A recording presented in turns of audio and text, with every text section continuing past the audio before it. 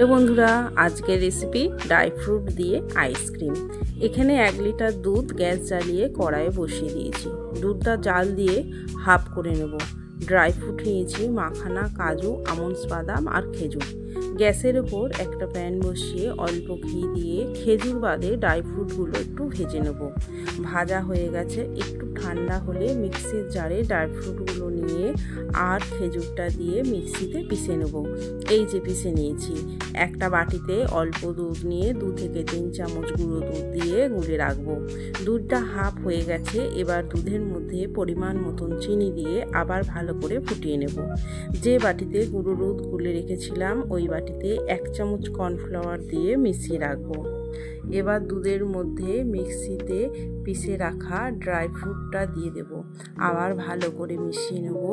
গুঁড়ো দুধ আর কর্নফ্লাওয়ার মিশ্রণটাও দিয়ে দেবো। গ্যাসটা মিডিয়ামে রাখবো। দেখুন বন্ধুরা, দুধটা কতটা ঘন হয়ে গেছে। এবার গ্যাসটা বন্ধ করে ঠান্ডা করে নেব।